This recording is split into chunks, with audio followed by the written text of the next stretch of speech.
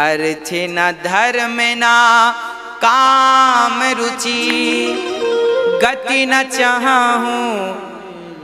क्या कहा ओ मैया, क्या ठाना तूने और भेज दिया। हाँ, अर्थ न धर्म ना काम रुचि, गति न चाहूं निर्वाण।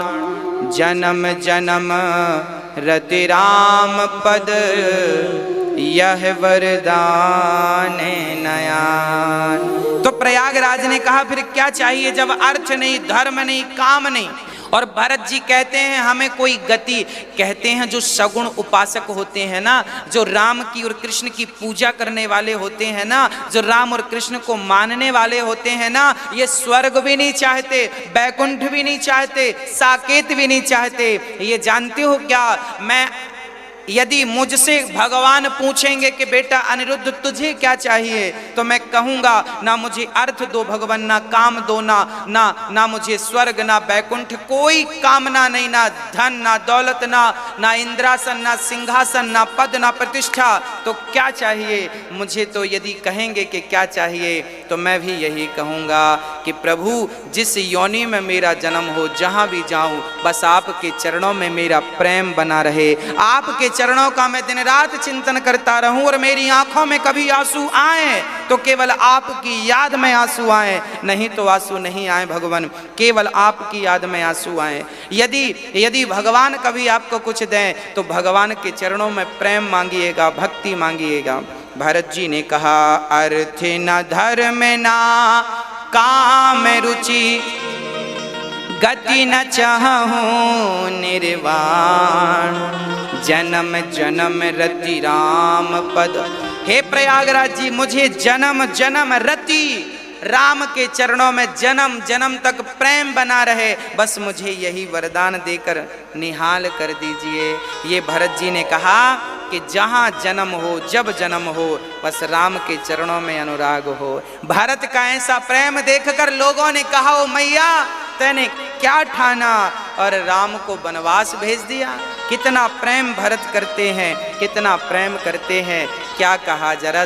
भरत जी प्रयागराज से विनती करते हैं, और प्रयागराज से विनती करके श्री भरत जी महाराज अब आगे स्नान करके जब आगे चले, साधु साधु कह करके प्रयागराज ने भरत की प्रशंसा की और कहा भरत तुम व्यर्थ में सोच ना करो, गिलानी मत करो, तुम बहुत प्रिय हो राम के। भरत जी आगे चले।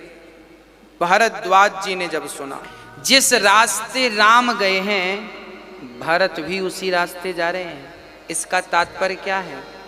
बोले जिस मार्ग को हमारे भगवान ने कह कर के चले गए, तुम्हें इस मार्ग पर चलना है। भगवान के कहे मार्ग पर जब भक्त चलता है ना, तो जैसे भरत प्रभु के मार्ग में चलते चलते प्रभु तक पहुंच गए, ऐसे भगवान के मार्ग में चलते चलते हर भक्त भगवान तक पहुंच जाता है। इसलिए परमात्मा का बताया मार्ग वेद है, ईश्वर का बताया मार्ग गीता है। हमें परमात्मा के, मेरे राम के बताए मार्ग पर, मेरे कृष्ण के बताए मार्ग पर हमें चलना है। हम उस मार्ग पर जब चलते हैं तो फिर हम ईश्वर की प्राप्ति निश्चित करते हैं। भारत को राम क्यों मिल गए? क्योंकि भरत जी उसी मार्ग पर चल रहे हैं जिस मार्ग पर राम चल के गए। इसलिए हमें भी उसी मार्ग को अपनाना चाहिए, जो मार्ग हमारे परंपरागत चले आ रहे हैं। अलग से मार्ग बनाने की आवश्यकता नहीं है। राम राम जपिए बस, अतिरिक्त कुछ और जप रहे हैं, कल्याण नहीं है। और मैं आज आपको स्पष्ट कर दूं कि राम और कृष्ण और नारायण, इनमें रत्ती मात्र का अंतर नहीं। राम ही कृष्ण, एक युग में राम बने, वही दूसरे युग में कृष्ण बन गए। सुनत राम गुण ग्राम सुहाए, भरद्वाज मुनि बर पहियाए। जैसे ही श्री भरद्वाज जी को पता चला भरत आए हैं, दौड़ पड़े, भरत जी चरणों में गिर पड़े ऋषि जी के, उठाकर हृदय से लगा लिया श्री भरत जी को। श्री भरद्वाज जी ने हृदय से लगाया दंड प्रणाम, करते मुनि के देखे मूरति मंद भाग्य निज लेखे। उठाकर भरत जी को हृदय से लगा लिया और बहुत प्रेम से आदर सत्कार कर रहे हैं श्री भरत जी का। हाँ, भरत जी को कह रहे हैं, श्री भरद्वाज जी भरत जी से कह रहे हैं कि आप जैसा प्रेमी से सृष्टि में कोई नहीं है, आप जैसा कोई नहीं है। सुनहु भरत रघुवर मन माही, प्रेम पात्र तुम सब को नाही। श्री भरद्वाज जी कहते हैं, भरत आप जैसा प्रेमी जो राम को पाने के लिए चल पड़ा है, पैदल नंगे पांव चल रहा है, तुम जैसा प्रेमी ना कभी हुआ है ना कभी होगा। अच्छा, यहाँ एक अद्भुत चर्चा भी है। वो अद्भुत चर्चा ये है कि जब भरत जी महाराज इनके आश्रम में आए भरद्वाज जी के, तब भरद्वाज जी ने अपनी शक्ति, अपने तपोबल से, रिद्धि सिद्धियों के बल से इतना बढ़िया नगर का निर्माण, सोचिए चुटकी बजाते उन्होंने नगर का माया से, सिद्धियों से निर्माण करा दिया। सबको बढ़िया एक एक बेडरूम दिया जितने लोग थे, और सब आलीशान इतना सुंदर सुसज्जित नगर बनाया अपने एक चुटकी में। अपनी तपस्या के बल पर भरद्वाज ऋषि ने भारत जी के साथ जितने लोग थे सबको बढ़िया सेपरेट कमरा, और खाने को वो जो आज तक किसी ने खाया ही नहीं। लिखा है रामचरितमानस में, स्वर्ग की सुख सुविधाएं भी इनके सामने फीकी नजर आई। यहां तक कि ब्रह्मलोक में भी इतना सुख नहीं है जितना सुख भरद्वाज जी ने अपने तप के प्रभाव से भरत जी के सामने प्रकट कर दिया। परंतु जानते हो वहां पर क्या लिखा है? गोस्वामी जी ने, भारत जी जब इस प्रकार का संसार का सुख देखते हैं, भारत जी इस सुख को देखकर एक रत्ती मात्र भी इस सुख पर आकर्षित नहीं हुए। नहीं तो धन धान्य और सुंदरी देख करके, हाँ, अच्छे अच्छे लोगों का वैराग्य समाप्त हो जाता है, पर धन्य थे। मुझे तो लगता है कि भरद्वाज जी भारत के प्रेम की परीक्षा ले रहे हैं। अच्छा, यहाँ हमारे साथ यही तो विडंबना है। जब हम भगवान की ओर बढ़ते हैं ना, जब हम भगवान को पाने के लिए बढ़ते हैं, तब क्या होता है? हमारे सामने संसार का सुख नाचने लग जाता है, भोग नाचने लग जाते हैं। ये क्यों नाचने लग गए? इसलिए नाचने लग गए कि तुम इनमें लग जाओ और भजन से रह जाओ। भगवान तुम्हारी परीक्षा भी तो लेंगे ना कि कच्चा है कि पक्का है। इसलिए जब भगवान को पाने के लिए जब मन बनाकर निकल पड़ो तो सोना चांदी तो मिलेगा, उलझ मत जाना। संसार में यही तो उलझन है। कथा हम कई बार आपको सुना चुके हैं, हाँ, कि एक पिता ने अपने बेटे को 100 रुपए देकर बाजार भेजा। बाजार गया बेटा, कहा पिता ने बढ़िया बढ़िया बढ़िया बढ़िया फल लेकर के आना, पके पके ताजे ताजे फल लाना। बेटा गया और बाजार पहुंचा, वहां पर एक मंदारी बंदर को नचा रहा था। नाच बंदर, नाच बंदर। सज्जन खड़े हो गए, पिता ने 100 रुपए देकर भेजा था, बढ़िया फल लाना ताजे ताजे। पर ये बंदर के नाच में इतना मस्त हो गया कि जब बंदर का खेल पूरा हुआ तो बंदर ने कटोरा उठाया, भैया दो, तो इससे इतना आनंद आया और ये बंदर के नाच से इतना प्रभावित हुआ कि 100 रुपए निकालकर इसने बंदर को दे दिया। जब तक इसे याद आया कि पिता ने भेजा है, दुकान में फल लेने के लिए गया। जब तक दुकान पहुंचा तब तक लेट हो गया था, दुकानें बंद हो चुकी थी। खाली हाथ पिता के पास गया। पिता ने कहा फल लाया? बेटे ने कहा नहीं लाया। पिता ने कहा चल पैसे वापस कर। बोले पैसे भी खर्च हो गए, फल भी नहीं लाए। इसका तात्पर्य यह है कि एक पिता ने बेटे को बाजार भेजा, अर्थात हम वो बेटे हैं और हमारे पिता हैं राम। उस परमात्मा ने हमें संसारिक बाजार है, इस संसार में 100 रुपए देकर भेजा, अर्थात 100 रुपए मतलब 100 साल की उम्र। 100 साल की उम्र देकर परमात्मा ने हमें संसार की बाजार में भेजा कि जाओ बढ़िया बढ़िया फल लेकर आओ। कौन से फल? अच्छे अच्छे कर्मों के फल, अच्छे अच्छे कर्म करना और अच्छे अच्छे कर्मों के फल लेकर आना। परंतु हम यहाँ मंदारी और बंदर का खेल देखने में मस्त हो गए। ये बंदर का खेल क्या है? बोलिए घर गृहस्थी, काम धाम झंझट संसार की, यही तो बंदर और मंदारी का खेल है। कभी पत्नी पति को नचाती है तो कभी पति पत्नी को नचाता है, तो कभी माँ बाप बच्चों को नचाते हैं, तो कभी बच्चे माँ बाप को नचाते हैं। पूरी जिंदगी इंसान मंदारी का बंदर बना, अपनी पत्नी का बंदर, बच्चों का बंदर, परिवार का बंदर, कामकाज का बंदर बना। पूरी जिंदगी इंसान बंदर बना नाचता है। और इसी नाच में कितने रुपए खर्च हो गए? बोले 100 रुपए खर्च हो गए। मतलब पत्नी पति पुत्र परिवार में ही 100 साल समाप्त हो गए, पता ही नहीं चला। जब तक अकल ठिकाने आई, जब तक होश आया कि भाई तू क्यों आया है संसार में, जब तक होश आया तब तक तो वहाँ दुकानें बंद हो चुकी। अर्थात अब तुम्हारे समय पूरा होने को है, जीवन लीला पूरी, आंखें बंद होना ही दुकानें बंद होना है। अर्थात अब आपकी मौत सिर पर खड़ी है, अर्थात आप मरने वाले हैं। अब समय कम बचा। जब वो दुकान गया तो दुकानें बंद, वापस चला गया। जब आप भगवान के घर वापस जाते हैं तो भगवान पूछते हैं क्यों आ गए? मैंने फल लेने भेजा था, ले आए अच्छे अच्छे कर्मों के फल? तब बोले ना भगवान, हम तो परिवार के ही सेवा में लगे रहे, पैसे कमाते रहे, तिजोरियां भरते रहे, ना तो कभी दान किया, ना तो कभी किसी को पानी पिलाया, ना तो किसी को कभी 2 रोटी खिलाई, बस अपना खाते रहे और जोड़ जोड़ के रखते रहे। हाँ, धन दिया है विधाता ने, पर कुछ लोग इतने कंजूस होते हैं, इतने कंजूस होते हैं कि वो लोग 1 रुपए भी दान नहीं करते। एक बार क्या हुआ, एक सज्जन थे, गांव के कंजूस आदमी थे। गांव भर के लोग बोलते उनके गांव में कथा हुई राम जी की, तो गांव वाले बोलते क्यों कथा हो रही है, कुछ तो दान कर लो। जब सारे लोगों ने कहा तो गांव के बड़े आदमी थे वो सेठ जी, उन्होंने तिजोरी खोली, तिजोरी को हाथ जोड़ा, जय हो महारानी। तिजोरी से 1 रुपए निकाला, 1 रुपए निकाला और अपने हाथ में 1 रुपए यूं दबाया, यूं, और दबा के चले कि आज दान करेंगे। बड़े खुश हैं, 1 रुपए दान करेंगे। गए, लाइन में लग गए, लंबी भीड़ थी, भक्तों की लाइन लगी थी।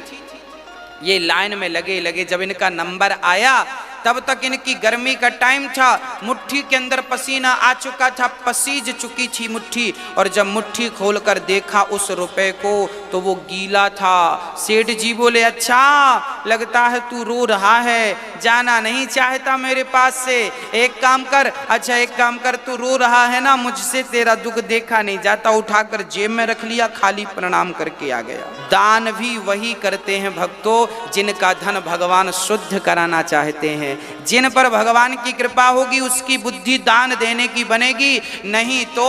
भरत जी कह रहे हैं राम लखन सिय बिनु पग पनहि, करि मुनि वेश फिरहि वन बनहि। राम लखन सिया। भारत जी कह रहे हैं कि हे गुरुदेव, मुझे केवल इस बात का दुख है। जब भरद्वाज जी ने पूछा कि आप क्यों इतने परेशान हैं, क्यों इतने दुखी हैं भरत जी, तब भरत जी ने कहा गुरुदेव मैं केवल इसलिए दुखी हूँ कि मेरे राम, मेरे माँ जानकी, मेरे भ्राता लक्ष्मण बिना चरण पादुका के नंगे पांव घूम रहे हैं बन बन। मैं कितना अभागा हूँ गुरुदेव कि देखो तो मेरे कारण राम को बन बन जंगल में बिना चरण पादुका के घूमना पड़ रहा है, कितना अभागा हूँ मैं। तब गुरुदेव ने समझाया भरत ऐसी बात नहीं है। हाँ, भरत जी महाराज अब बड़े प्रेम से चल पड़े। भरत जी गुरुदेव को सुबह प्रणाम किया, रात वहाँ विश्राम करके, और भरत जी जब वहाँ से आगे बढ़े तो जानते हैं क्या कह रहे हैं। भरत जी जब चले तो भरत जी के पाँव में ना तो जूता था ना ऊपर छाया थी। भरत जी के प्रेम को देखकर जानते हो क्या हुआ? भरत के प्रेम को देख करके क्या हुआ कि ये जाहि छाया जलद सुखद बहि बरबात, तस मगु भयउ न राम कहा जस भा भरतहि जात। कहते हैं जब भरत ने प्रेम हृदय में धारण करके जब यात्रा प्रारंभ की तो ना भरत जी के पांव में चरण पादुका थी, ना सिर पर कोई छाया, पर बादलों ने छाया कर ली। जहां जहां भरत जा रहे हैं बादल छाया किए चल रहे हैं। और भरत जी जब चलते हैं ना तो जिस पत्थर पर, जिस कांटे पर भरत के चरण पड़ते हैं ना, भरत का प्रेम देखकर वो कांटे भी पुष्प जैसे कोमल हो जाते हैं। वो पत्थर भी जो नुकीले थे वो भी भरत का प्रेम देख करके वो भी पुष्प बन जाते हैं। गोस्वामी जी ने इस प्रेम प्रसंग को लिखा है। कभी आप समय मिले तो पढ़िएगा।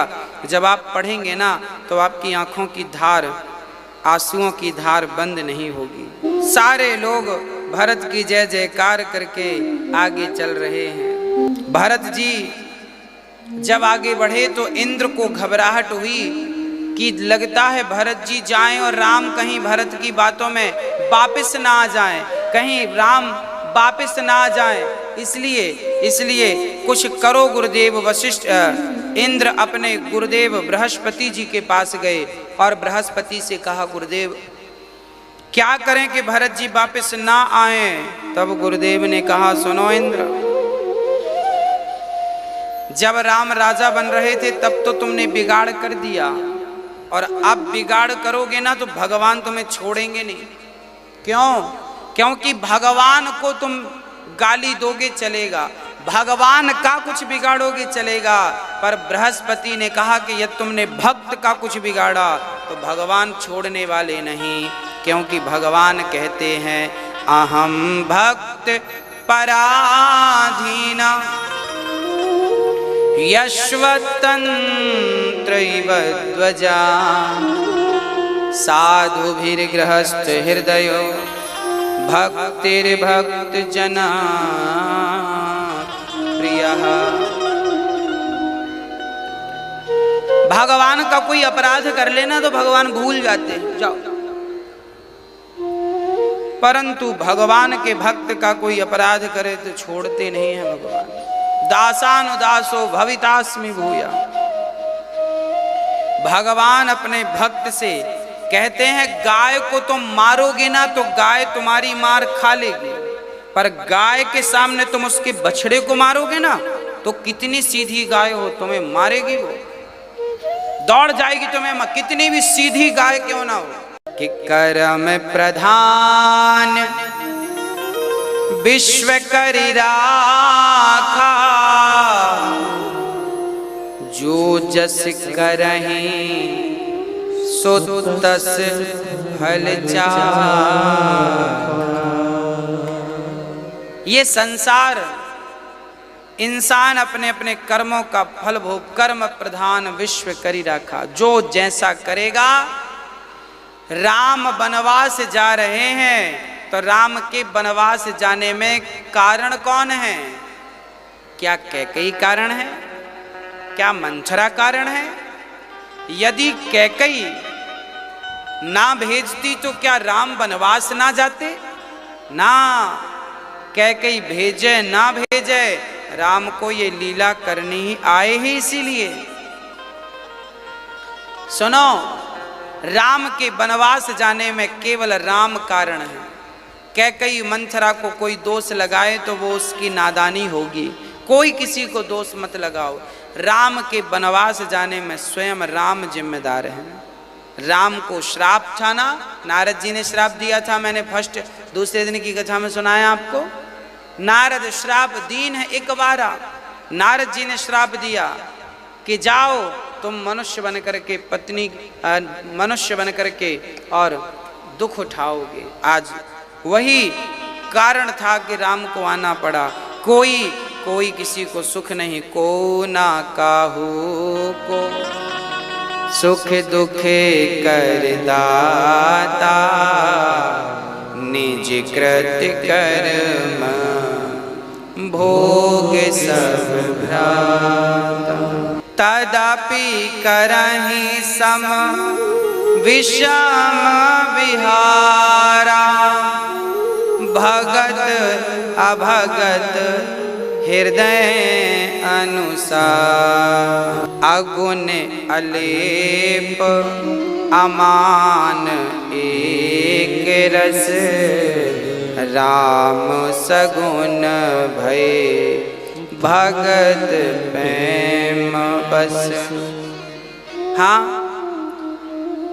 गुरुदेव कह रहे हैं इंद्र के सुनो, वह राम वह ब्रह्म, राम ब्रह्म है, पर भक्तों के लिए वह सगुण साकार होकर आए हैं। और अब श्री भरत जी महाराज आगे जब चलते हैं तो गांव के लोग, जिस गांव से राम गुजरे थे ना, भरत जी वहां से गुजर रहे हैं, राम देख रहे हैं। गांव वाले दौड़ पड़े, देखो देखो वही हैं लगता है जो कुछ दिन पहले गए थे। दौड़ कर लोग आए, लोगों ने कहा नाना ये वह तो नहीं है, उनका रंग अलग था, इनका रंग अलग था, वो तीन थे, ये पूरी समाज है, ये अलग है। तब गांव वाले बोले हमें तो लग रहा है कि वो भाई लगता है रूठ कर चले गए थे, ये भाई लगता है मनाने जा रहे हैं। तब गांव के लोग भरत जी के पास आए और गांव के कोल भील किरात कहने लगे, भरत जी सुनो, हम भी आपके संग पीछे पीछे चलें, क्योंकि हमने उनको देखा था ना, तब से हमारी आंखें उनको देखने के लिए तड़प रही हैं। राम थे ही ऐसे कि जो एक बार उन्हें देख ले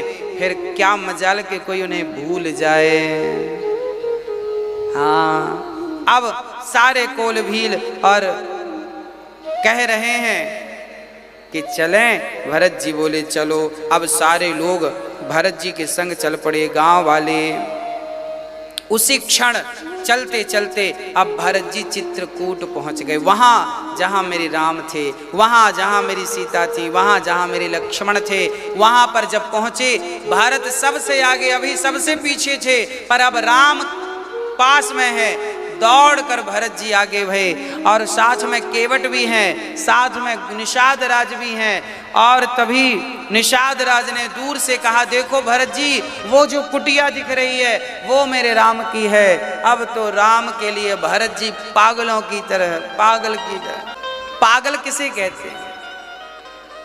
पागल अर्थात जो भगवान को पाने के लिए बर्फ की तरह गला दे अपने आप को मिटा दे ईश्वर के लिए, वही तो पागल है। हाँ, और इन्हीं पागल दिमाग में भरे भक्ति के लच्छे हैं, इन्हें तो पागल ही रहने दो, क्योंकि ये तो पागल ही अच्छे हैं। अब तो भरत जी जब वहां से चले और आगे, तभी सीता माँ ने, जानते हो सीता माँ ने सपना देखा तो सीता माँ की नींद खुल गई।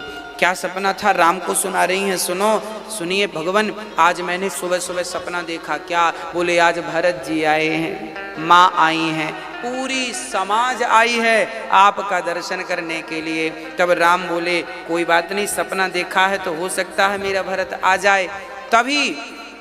तभी लखन लाल जी आ गए। लक्ष्मण जी बड़े क्रोध में थे, सुनो भैया, नागिन का नाग आया है। लक्ष्मण जी बड़े क्रोध में, सुनो भैया, क्या है लक्ष्मण? नागिन का नाग आ गया। लक्ष्मण जी क्या कह रहे हो? कौन सी नागिन, कौन सा नाग? अरे वही कैकेयी का बेटा भरत। राम बोले लक्ष्मण जरा जवान संभाल के बात करो। क्या बात कर रहे हो भैया? क्या जवान संभाल के बात करें? क्या उन्होंने जवान संभाल के बात की जब आपको वनवास भेजा? मुझे तो लगता है, मैं अभी ऊपर से देखा भरत आ रहा है और पूरी सेना ला रहा है, लगता है वो आपसे युद्ध करने आ रहा हो। चिंता ना करें भैया, धनुष तैयार कर लिया लखन लाल जी ने, बाण तैयार कर लिए और खड़े हो गए। बोले भैया यदि भरत ने एक बार आंख उठाकर आपकी तरफ देखा, ये लक्ष्मण मर जाएगा और भरत का सपना पूरा नहीं होने देगा। वो आपको मार करके अकंटक राज्य करना चाहता है, ताकि 14 साल बाद आप वापस जाएंगे ना, उसे लगेगा ये क्यों वापस आ गए, इसलिए आपको मारने आया सेना के सहित। राम को बोलने नहीं दे रहे लक्ष्मण जी, आज मैं छोड़ूंगा नहीं, आज मेरा जीवन सार्थक होगा जब मैं आपके लिए उससे युद्ध करूंगा। और जब कह करके जब लक्ष्मण जी बोलते ही जा रहे हैं, चुप होने का नाम, तब आकाशवाणी हो गई। भगवान ने प्रेरणा दी योग माया को, जरा आओ और लक्ष्मण का मुंह बंद कराओ। और योग माया ने जब आकाशवाणी की, लक्ष्मण इतने अधीर मत होइए, आप जो समझ रहे हैं भरत वैसा बिल्कुल नहीं है। और जैसे ये बात आकाशवाणी ने की, भरत श्री लक्ष्मण जी चुप हो गए, कोई शब्द नहीं, बिल्कुल चुप खड़े हैं। और तभी मेरे राम कुटिया से बाहर निकले। और जैसे ही बाहर निकले तो सामने भरत जी दौड़ करके, भरत जी चित्रकूट में पहुंचे और दौड़ करके, पाहि नाथ कहीं पाहि गोसाई, भूतल परिवल कुट की नाई। जैसे ही भरत जी राम को देखते हैं, खड़े खड़े लकुट की नाई, पाहि नाच कहीं पाहि गोसाई, भूतल पर्यों लकुट की नाई। कैसे? जैसे लकड़ी आप खड़ी करें और लकड़ी को खड़ी करने के बाद छोड़ दें तो लकड़ी बिल्कुल धड़ाम से सीधी जमीन पे गिर जाती है, ऐसे भरत जी खड़े खड़े बिल्कुल राम के चरणों में गिर पड़े। और जैसे ही भरत जी गिरे तो मेरे राम ने भरत की तरफ नहीं देखा, मेरे राम ने लक्ष्मण की तरफ देखा। देखो लक्ष्मण, जिस भरत को तुम मारने की बात कर रहे थे, जिस भरत पर संदेह कर रहे थे, वो भरत तो ऐसा है। और जैसे ही चरणों में गिरे हैं भरत, वैसे ही लक्ष्मण जी ने देखा कि राम खड़े हैं, अभी तक राम दौड़े नहीं, भरत को हृदय से लगाया नहीं। मानो राम ने मन में विचार कर लिया कि लक्ष्मण, यदि भरत जैसे भाई पर तुम्हें संदेह है तो जब तक तुम नहीं कहोगे तब तक मैं भरत को उठाकर हृदय से नहीं लगाऊंगा। जैसे ही लक्ष्मण जी ने कहा कि प्रभु आपके चरणों में कहते सप्रेम नाई महिमा था, भरत प्रणाम करत रघुनाथा। जैसे ही लक्ष्मण जी ने कहा भगवान प्रभु भरत चरणों में गिरे हैं, ये कहा भरत, भा कहते ही राम दौड़ पड़े और रा कहते ही उठाया और ता कहते ही हृदय से लगा लिया। और यहाँ लक्ष्मण जी भरत शब्द के 3 अक्षर नहीं कह पाए, भरत 3 अक्षर लक्ष्मण जी कह नहीं पाए। उसके पहले तो राम ने दौड़कर भरत को हृदय से लगाया, राम जी का धनुष गिर गया और धनुष बाण सब गिर गए, दुपट्टा गिर गया। मानो कि जब राम मिल रहे हैं ना, जब एक भाई अपने भाई से मिलता है ना, तो बीच में कोई अस्त्र नहीं होना चाहिए, कोई शस्त्र नहीं होना चाहिए। धनुष को छोड़कर, मानो धनुष को इसलिए भी नहीं लिया राम जी ने कि धनुष बीच में होता तो भाई भाई मिल ना पाते, ये मिलने में व्यवधान करता। धनुष को त्याग दिया मेरे राम ने, छोड़ दिया और अपने भाई से लिपट गए मेरे राम। भरत भरत भरत भरत के सिर को राम ने अपने अश्रुओं से गीला कर दिया, सिर पे हाथ घुमाया, माथे को चूमा, मेरा भाई कैसा है, मेरा भाई कैसा है। और श्री भरत जी जानते हैं, जमीन पर पड़े थे ना, उठ नहीं रहे थे, उठाने पर भी मानो भरत जी कह रहे हैं कि राम मैं अपना मुंह आपको कैसे दिखाऊं, मेरी माँ के कारण आपको इतना कष्ट उठाना पड़ा, मेरी माँ के कारण आपको वन वन में भटकना पड़ा, नंगे पांव चलना पड़ा, मैं आपको कैसे अपना मुंह दिखाऊं। भरत जी महाराज इस प्रकार अधीर हो रहे थे। तभी मेरे राम ने भरत जी को उठाकर हृदय से लगाया। भरत जी हृदय से लगे हैं, रो रहे हैं भरत जी, सिसक सिसक कर रो रहे हैं, राम के हृदय से लगे हैं। इतना प्रेम, इतना प्रेम। भरत जी से कहते हैं, भरत जी राम से कह रहे हैं कि राम, हे प्रभु मेरे राम चले आओ, मेरे राम चले आओ।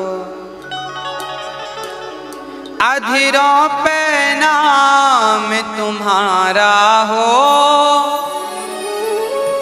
जब मरूं तो नाच सहारा हो। मुझे छोड़ के मत जाओ। राम जब भरत को समझाने के लिए थोड़ा सा दूर हो गए ना, तो भरत जी कहते हैं मुझे छोड़ के मत जाओ, मेरे राम चले आओ। फिर गले लगा लिया। फिर भरत जी राम से लिपट गए और अब भरत जी को राम ने बिठाया है। तभी केवट ने सूचना दी, भगवान पूरा समाज आया है, अब राम सबको लेने चले हैं। गुरुदेव वशिष्ठ जी आए, भगवान ने उनको आसन दिया, उन्हें बिठाया, उनका सम्मान स्वागत किया, चरण वंदना की। और तभी कैकई माँ आई। कैकई माँ तो लंबा घूंघट डाले, कैसे अपने राम को शक्ल दिखाएं। तब राम ने, जानते हैं सबसे पहला प्रणाम किसे किया?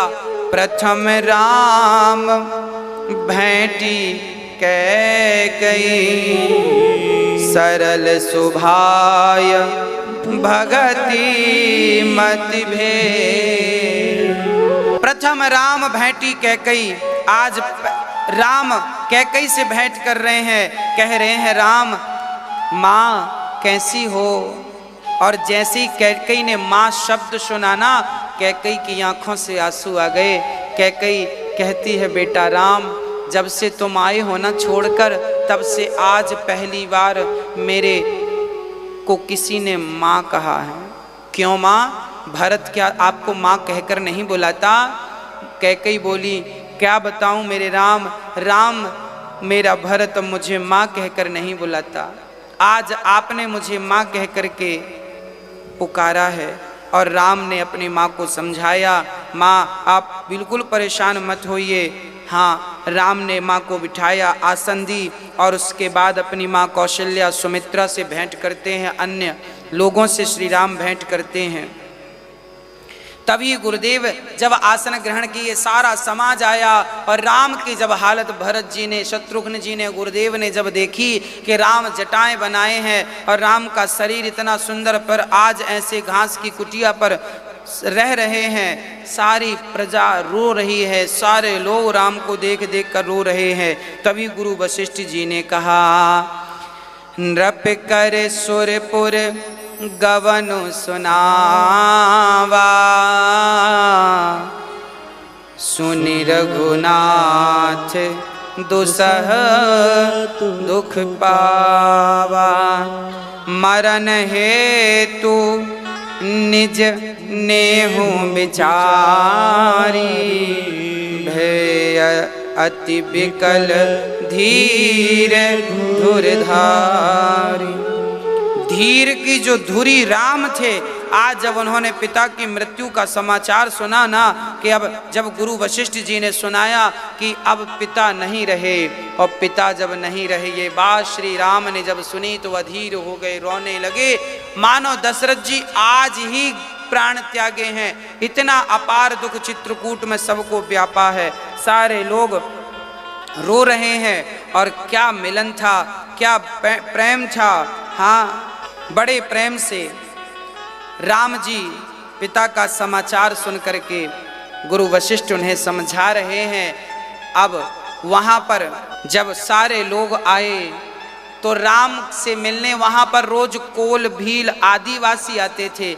आज जब वो आए ना तो सारे लोगों को देखकर दंग रह गए, ये कौन लोग हैं। तब राम ने परिचय कराया, ये हमारे माँ हैं, ये हमारे भाई हैं, ये हमारे ये हैं, सबसे परिचय कराया।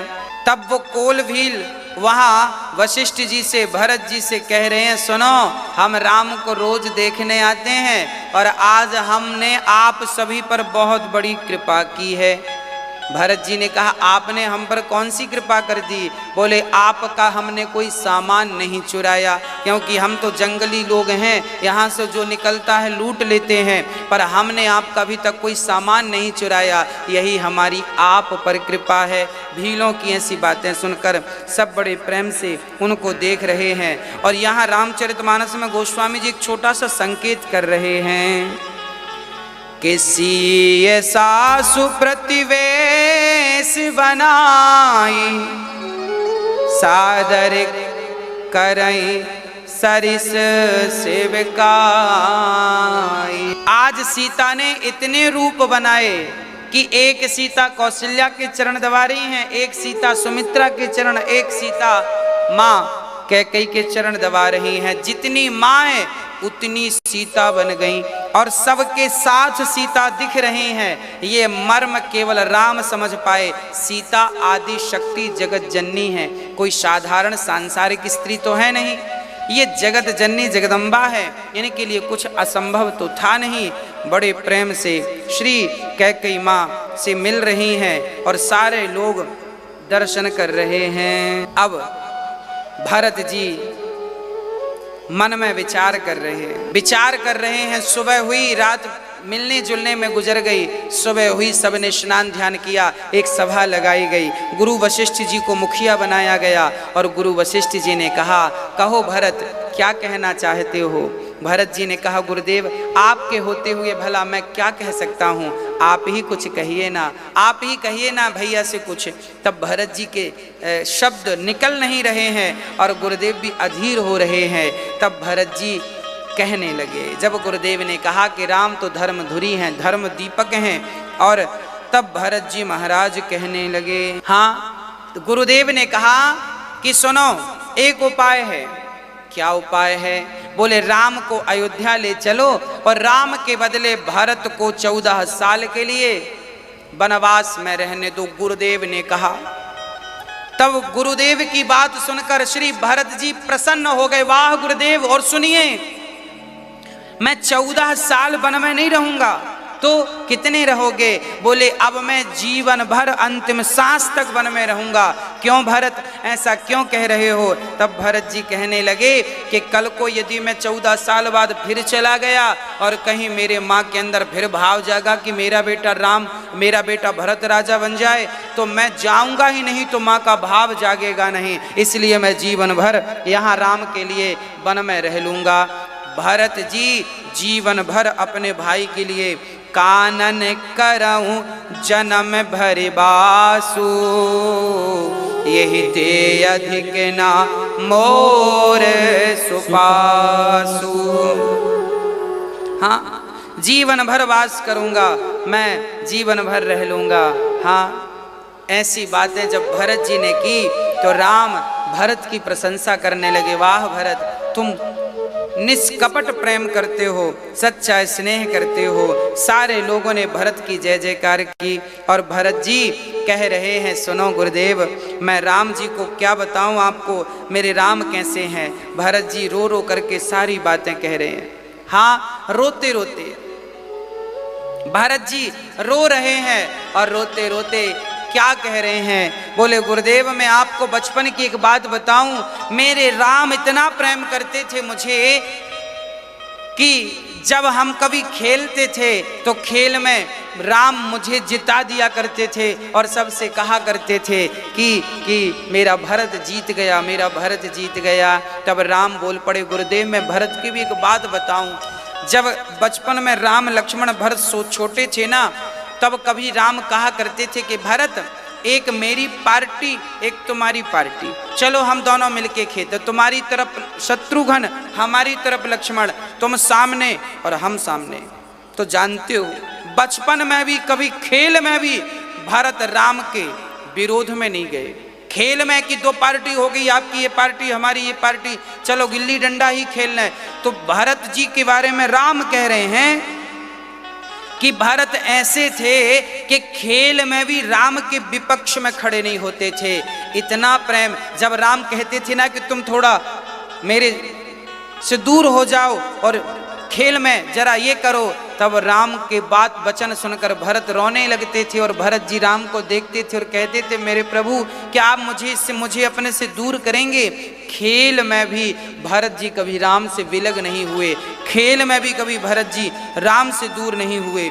ऐसा श्री भरत जी और राम एक दूसरे के बचपन को याद करके कह रहे हैं। तभी राम ने कहा कि दो सुदेहि जननी जड़ ले, दो सुदेहि जननी जड़ते, जिन गुर साधु सभा नहीं से। गुरुदेव ने कहा क्या कह रहे हो राम। राम ने कहा गुरुदेव मैं ये कह रहा हूं कि माता कैकेयी को वही लोग दोष देते हैं जो सत्संग नहीं करते। कैकेयी माँ को दोष मत दीजिएगा, कोई भी दोष मत दीजिएगा। आज यदि मैं राम की कथा कह रहा हूँ तो केवल कैकेयी माँ के कारण, कैकेयी माँ ना होती तो राम की कथा भी हम के सभी के बीच में ना होती। राम है, उसके पीछे कैकेयी है, इसलिए राम है। कैकेयी का त्याग ना होता। मैंने आपको कई बार ये बात बतलाई है कि कैकेयी ने राम को अपनी मर्जी से वनवास नहीं भेजा। इसके पीछे भी एक छोटी सी चर्चा कई बार हमने आपको स्मरण कराई है। एक बार जब राम जी छोटे थे ना, तो राम ने एक बार कैकेयी माँ के नेत्र बंद कर लिए, आंखें मूंद ली। कैकेयी माँ ने कहा बेटा राम क्यों आंखें बंद कर ली, क्या हुआ। तब राम ने कहा माँ मुझे आप एक वचन दे दो, यदि वचन दोगी माँ तो मैं आंखें खोल दूंगा, वचन दो पहले, वादा करो।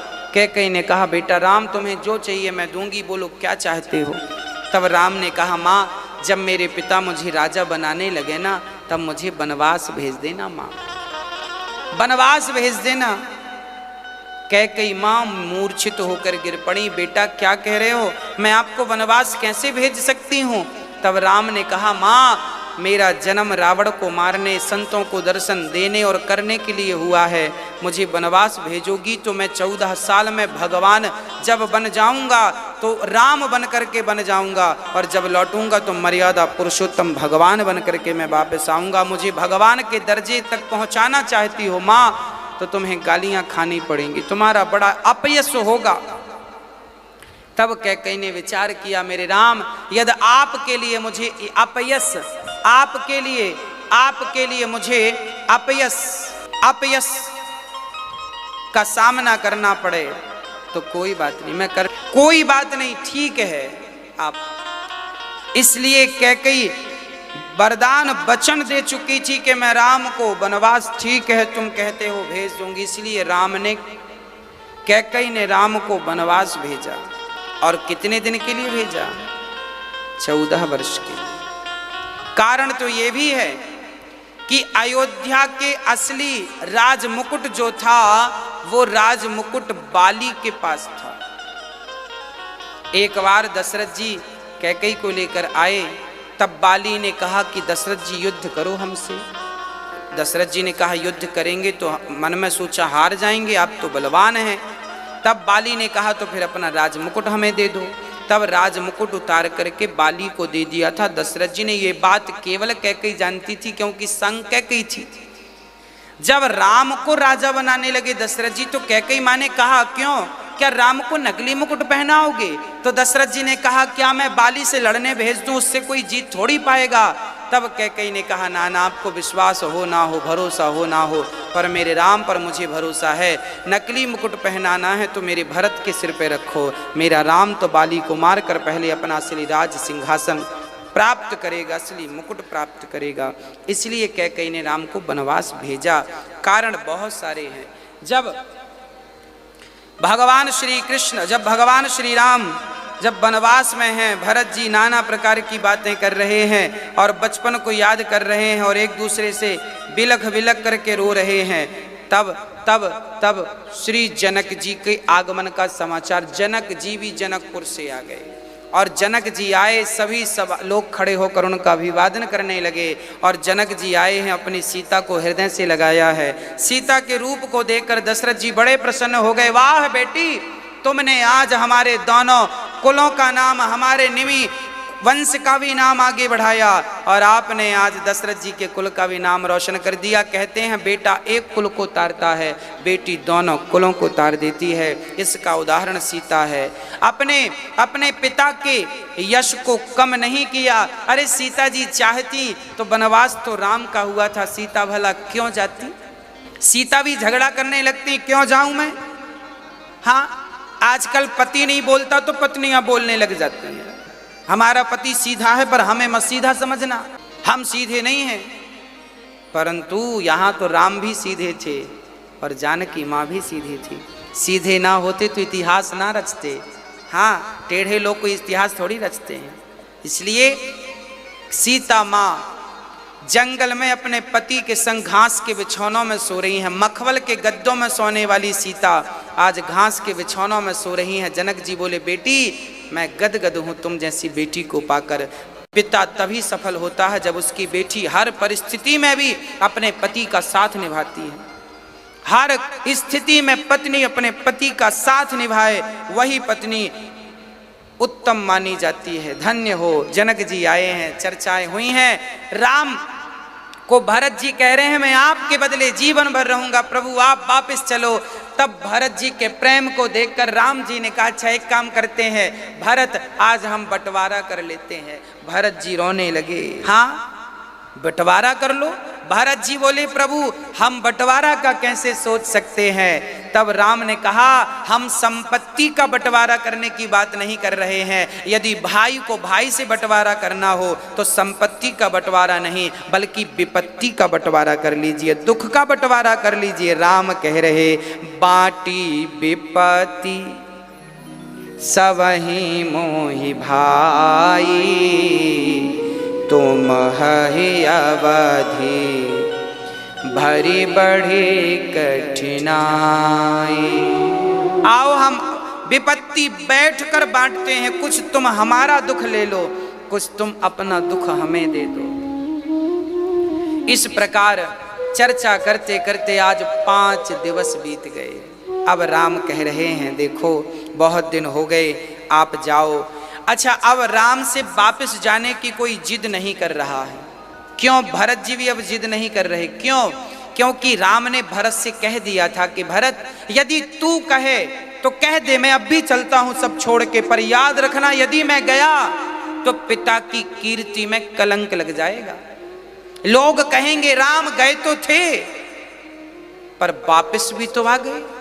मेरे पिता जो स्वर्गवासी हैं उनके वचन मिथ्या हो जाएंगे। उन्होंने कहा था राम 14 साल वनवास रहना, और भरत यदि तुम्हारा भाई वापस आ गया तो तुम्हारे पिता के नाम पर कलंक लगेगा। और ऐसा बेटा किस काम का जो अपने पिता के नाम पे कलंक लगाए? भरत फिर भी तुम कहते हो कि राम चलो, तो राम तैयार है, चलो तुम कहो। भरत तुम कहो, क्या तुम कहोगे? अब भरत नहीं कह रहे हैं कि वापस चलो। अब भरत जी की हिम्मत नहीं हो रही है कि ये कह दें कि राम वापस चलो। अब तो राम वापस चलो ये भरत जी नहीं कह रहे, राम वापस चलो जनक जी नहीं कह रहे, राम वापस चलो गुरु वशिष्ठ जी नहीं कह रहे, राम वापस चलो अब तो कैकेयी माँ भी नहीं कह रही हैं, क्योंकि राम ने ऐसी बात कर दी कि अब भला कौन कहेगा।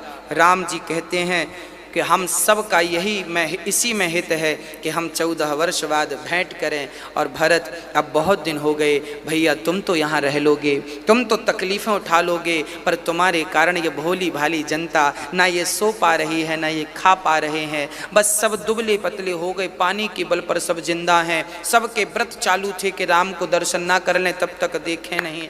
तब राम भरत जी की तरफ और भरत जी राम की तरफ देखने लगे और भरत जी कहने लगे राम क्या आज मुझे खाली हाथ विदा कर दोगे?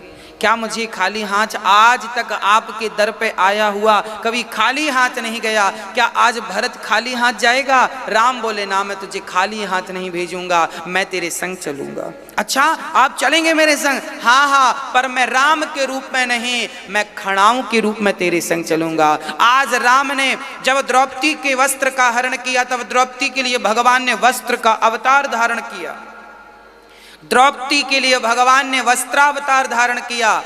आज भगवान अपने भाई भरत के लिए कभी कभी पत्थर से नरसिंह बनकर निकलते हैं, पर आज भाई भरत के लिए मेरे राम ने चरण पादुका का अवतार धारण कर लिया। और शीश पे खड़ाऊं। जब भरत जी राम सबके देखते देखते इस मर्म को कोई नहीं जाना, जब कोई इस मर्म को नहीं जानता तो भगवान श्री राम की चरण पादुका वहां प्रकट हो गई। राम ने अपने चरण उसमें रखे और चरण रख कर राम ने चरण वापस ले लिए। चरण पादुका भगवान ने भरत को दी। भरत ने सिर पे शीश खड़ाऊं ऐसे ले चले जैसे राम लक्ष्मण संग हो। राम सिया एक खड़ाऊं राम, एक खड़ाऊं सिया, राम सिया संग हो। ऐसे भरत जी चले, जनक जी चले, गुरु जी चले, सारा समाज जब चला राम को देखकर सब रोते रोते जा रहे हैं। और भरत जी महाराज जब अयोध्या पहुँचे तो भगवान श्री राम के प्रेम में अयोध्या नहीं रुके, नंदीग्राम में वहाँ भरत जी ने राम की खड़ाऊं रखी। राज सिंहासन पर राम की खड़ाऊं रखी, इस भाव से रखा कि ये सिंहासन राम की है और खड़ाऊं के रूप में राम जी यहाँ पर हैं। कोई भी काम करते थे ना भरत जी तो एक बार खड़ाऊं से पूछ लेते थे कि भैया मैं ये काम कर रहा हूँ, क्या कर लूँ, आज्ञा लेते थे, फिर वो काम करते थे।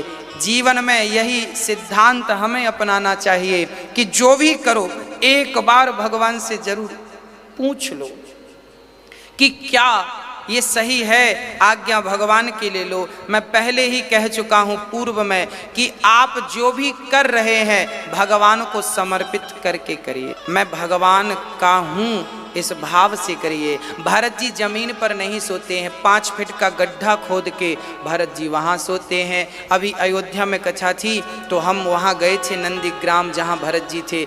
आज भी वहाँ पर वो गुफा है जहाँ भरत जी रहे हैं।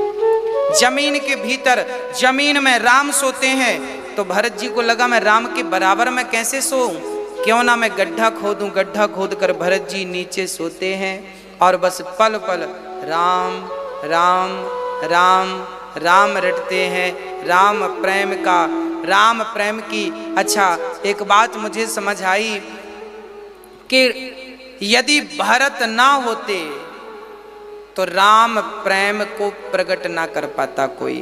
राम से प्रेम कितना करना चाहिए तो एक ही उदाहरण है, भरत जितना करना चाहिए। भगवान से प्रेम कितना करें, बोले भरत ने जितना किया। भगवान से प्रेम कितना करें, गोपियों ने, भागवत में गोपियों का जो स्थान है वही स्थान रामचरितमानस में श्री भरत जी का स्थान है।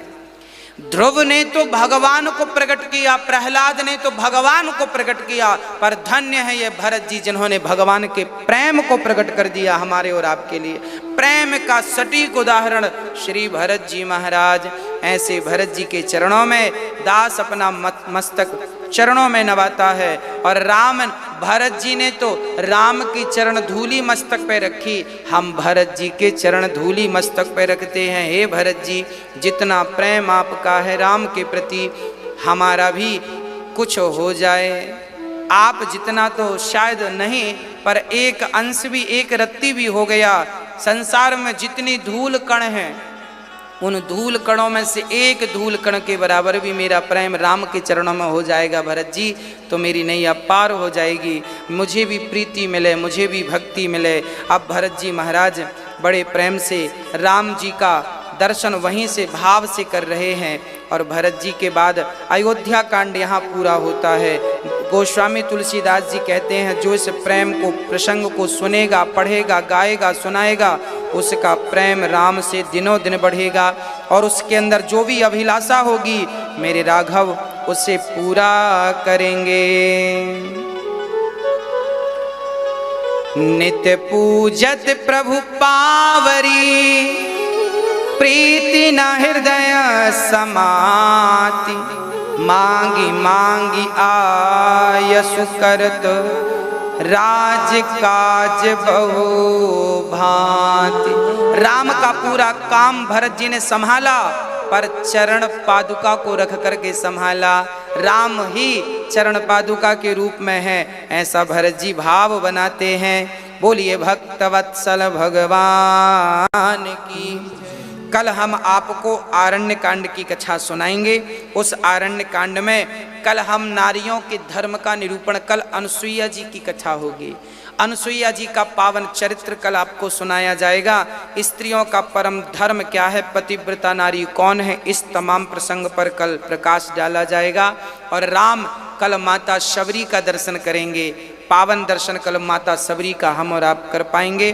प्रेम से कथा में आज की वाणी यहीं विराम करते हैं। भरत जी राम की सेवा में लगे हैं और राम जी चित्रकूट में प्रेम पूर्वक सुख पूर्वक वास कर रहे हैं। आज पूज्य श्री अनिरुद्धाचार्य जी महाराज ने हम सभी लोगों को बहुत ही उत्तम एवं शिक्षाप्रद कथा सुनाई है। आशा करता हूं कि इस शिक्षाप्रद कथा से हम सभी लोग कुछ न कुछ शिक्षा अवश्य ग्रहण करेंगे और अपने जीवन को सुखी और सात्विक बनाने का प्रयास करेंगे। मित्रों, अगर आपको यह शिक्षाप्रद कथा पसंद आई हो तो वीडियो को लाइक करें और अधिक से अधिक लोगों को शेयर भी करें, जिससे और भी लोग महाराज जी की इस शिक्षाप्रद कथा से शिक्षा लेकर अपने जीवन को सुखी बना सकें। मित्रों, अगर आपने अभी तक हमारे चैनल को सब्सक्राइब नहीं किया है तो हमारे चैनल को तुरंत सब्सक्राइब भी कर लें, जिससे आपको नोटिफिकेशन के माध्यम से महाराज जी के शिक्षाप्रद कथा तुरंत प्राप्त हो सकें। मित्रों, तो कल फिर किसी शिक्षाप्रद कथा के साथ आप लोगों के समक्ष प्रस्तुत होंगे। तब तक के लिए जय श्री राधे।